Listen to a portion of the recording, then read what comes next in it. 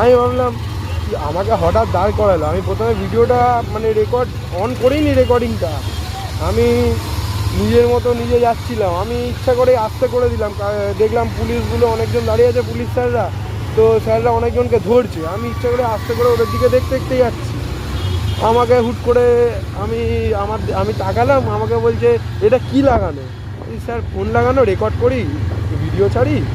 তো বলছে ঠিক আছে সব গাড়ির পেপার ওকে তো? আমি বললাম হ্যাঁ স্যার গাড়ির পেপার সবই ওকে আছে, সবই আছে। বলছে ঠিক আছে ড্রাইভিং লাইসেন্সটা দেখাও।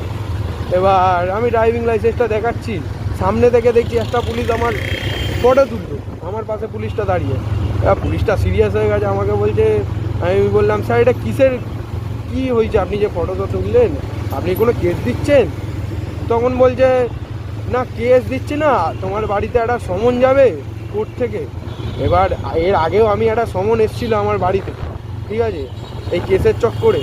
এবার আমি তো ভয় পেয়ে গেছি ভাই। আমি তারপরেই ক্যামেরাটা অন করলাম যে স্যার এটা কি ইললিগাল আছে ফোন লাগানো?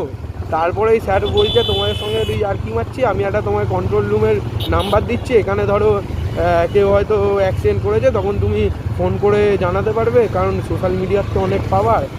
তো স্যার তারপরেই আর কি মারতে শুরু করে। আমি তো ভাই ভয় পেয়ে গেছে। এবার দেখো বাইকার হোক সব কিছুরই, আমি তো কোনো ফল্ট করছি না, না আমার কানে হেডফোন, না আমি কিছু ভুল করেছি, না আমার কাগজপত্র ফেল, না আমার ড্রাইভিং লাইসেন্স আছে, আমি কেন ভয় পেতে যাবো? তবুও ভাই যাই হোক